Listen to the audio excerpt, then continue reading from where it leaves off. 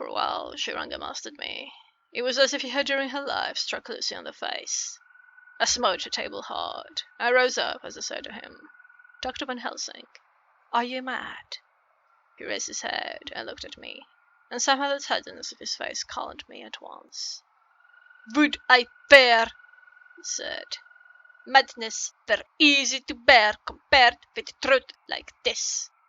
Oh, my friend, why, think you, did I go so far round?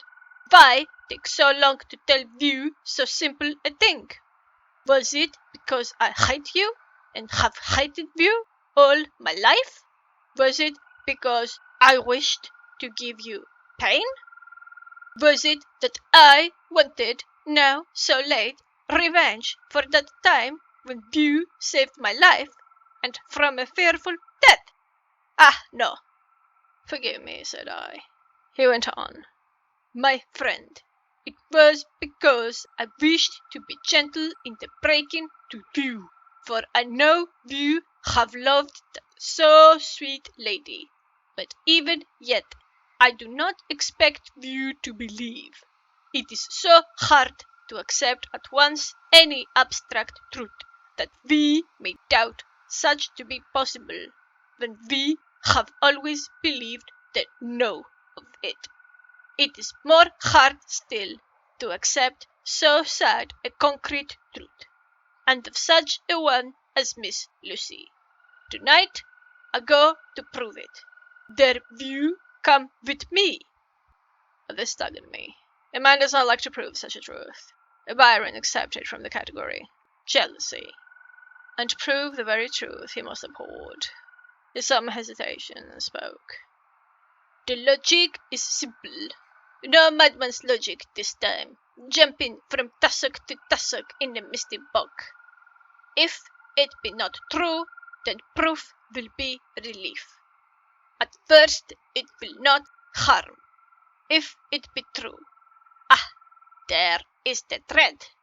Yet very thread should help my cause, for in it is some need of belief. Come, I tell you what I propose. First, that we go off now and see that child in the hospital. Dr. Vincent of the North Hospital, where the papers say the child is friend of mine, and I think of yours since you were in class at Amsterdam. He will let 2 scientists see his case, if he will not let 2 friends. We shall tell him nothing, but only that we wish to learn, and then he took a key from his pocket and held it up. And then we spend the night, you and I, in the churchyard where Lucy lies. This is the key that locked the tomb. I had it from the coffin man to give to Arthur." My heart sank within me, for I felt that there was some fearful ordeal before us. I could do nothing, however, so I plucked up what heart I could and said that we had better hasten, as the afternoon was passing. We found the child awake. It had had a sleep and taken some food, and altogether was going on well. Dr. Vincent took the bandage from his throat and showed us the punctures. There was no mistaking the similarity to those which had been on Lucy's throat. They were smaller, and the edges looked fresher. That was all.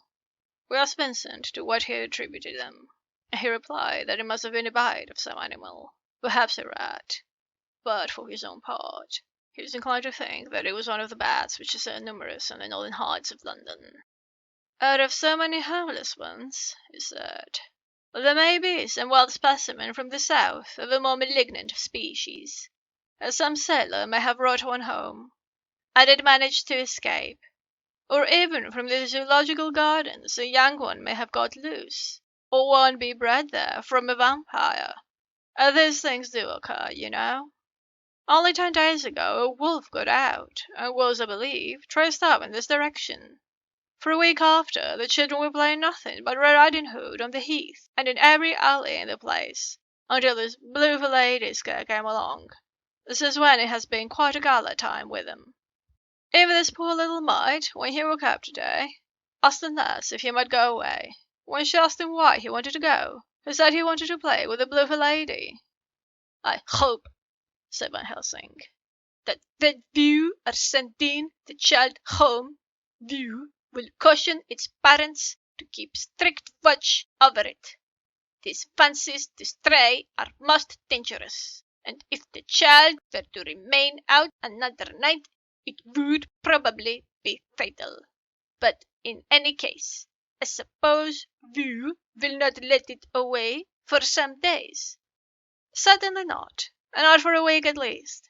Longer if the wound is not healed. Our visit to the hospital took more time than we had reckoned on, and the sun had hit before we came out. When Van Helsing saw how dark it was, he said, "There is no hurry. It is more late than I thought. Come, let us seek somewhere that we may eat, and then we shall go on our way."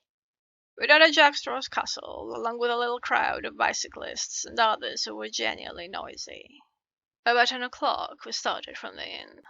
It was then very dark, and the scattered lamps made the darkness greater when we were once outside their individual radius. The professor had evidently noted the road we were to go, for he went on unhesitatingly, whereas for me it was in quite a mix-up as to locality. As we went further we met fewer and fewer people, till at last we were somewhat surprised when we met even the patrol of horse police going their usual suburban round. At last we reached the wall of the churchyard, which we climbed over, with some little difficulty, for it was very dark, and the whole place seemed so strange to us. We found the western rotunda. The professor took the key, opened the creaky door, and standing back politely, but quite unconsciously, motioned me to precede him. There was a delicious irony in the offer, and the courtliness of giving preference on such a ghastly occasion. My companion followed me quickly, and cautiously drew the door to, after carefully ascertaining that the lock was a fallen and not a spring one. In the latter case, we should have been in a bad plight. Then he fumbled in his bag, and taking out a matchbox and a piece of candle, proceeded to make a light. The tomb in the daytime, and when wreathed with fresh flowers, had looked grim and gruesome enough. But now, some days afterwards, when the flowers hung lank and dead, their whites turning to rust and their greens to browns, when the spider and the beetle had resumed their accustomed dominance, when time discoloured stone, and dust encrusted mortar, and rusty, dark iron, and tarnished brass, and clouded silver plating gave back the feeble glimmer of a candle, the effect was more miserable and sordid than could have been imagined. It conveyed irresistibly the idea that life, animal life, was not the only thing which could pass away. Van Helsing went about his work systematically, holding his candle so that he could read the coffin plates, and so holding it that the sperm dropped in white patches which congealed as they touched the metal. He made assurance of Liz's coffin, another such in his bag, and he took out a turnscrew. "What are you going to do?" I asked. "To open the coffin. You shall yet be convinced." Straight away he began taking out the screws, and finally lifted off the lid, showing the casing of lead beneath. The sight was almost too much for me. It seemed to be as much an affront to the dead as it would have been to have stripped off her clothing in his sleep whilst living. I actually took hold of his hand to stop him. He only said, "You shall see," and again fumbling in his bag, took out a tiny fret saw. Striking the turnscrew through the lead with a swift downward stab, which made me wince, he made a small hole, which was, however, big enough to admit the point of the saw. I had expected a rush of gas from the weak old corpse. We doctors, who have had to study our dangers, have to become accustomed to such things, and I drew back towards the door. But the professor never stopped for a moment. He soared down a couple of feet along one side of the lead coffin, and then across, and down the other side. Taking the edge of the loose flange, he bent it back towards the foot of the coffin, and holding up the candle into the aperture, motioned to me to look. I drew near and looked. The coffin was empty. It was sadly a surprise to me, and gave me a considerable shock, but Van Helsing was unmoved. He was now more sure than ever of his ground, and so emboldened to proceed in his task. "Are you satisfied now, friend John?" he asked. I felt all the dogged argumentativeness all my nature awake within me as I answered him. I'm satisfied that Liz's body is not in that coffin. But that only proves one thing. And what is that, friend John? That it is not there. That is good logic, He said. so far as it goes. But how can you account for it not being there? Perhaps a body snatcher suggested. Some of the undertaker's people may have stolen it. I felt that I was speaking folly, and yet it was the only real cause which I could suggest. The professor sighed. Ah, well, He said. we must have more proof. Come with me. He put on the coffin lid again, gathered up all his things, and placed them in the bag, blew out the light, and placed the candle also in the bag. We opened the door and went out. Behind us, he closed the door and locked it. He handed me the key, saying, Will you keep it? You had better be assured. I laughed. It was not a very cheerful laugh, I am bound to say, as I motioned him to keep it. A key is nothing, I said. There may be duplicates, and anyhow, it is not difficult to pick a lock of that kind. He said nothing, but put the key in his pocket. Then he told me to watch at one side of the churchyard, whilst he would watch at the other. I took up my place behind a yew tree, and I saw his dark figure move until the intervening headstones and trees hid it from my sight. It was a lonely vigil. Just after I had taken my place, I heard a distant clock strike 12, and in time came 1 and 2. I was chilled and unnerved, and angry with the professor for taking me on such an errand and with myself for coming. I was too cold and too sleepy to be keenly observant, and not sleepy enough to betray my trust. So altogether I had a dreary and miserable time. Suddenly, as I turned around, I thought I saw something like a white streak, moving between 2 dark yew trees at the side of a churchyard farthest from the tomb. At the same time, a dark mass moved from the professor's side of the ground, and hurriedly went towards it. Then I, too, moved. But I had to go round headstones and railed off tombs, and I stumbled over graves. The sky was overcast, and somewhere far off an early cock crew. A little way off, beyond a line of scattered juniper trees which marked the pathway to the church, a white, dim figure flitted in the direction of the tomb.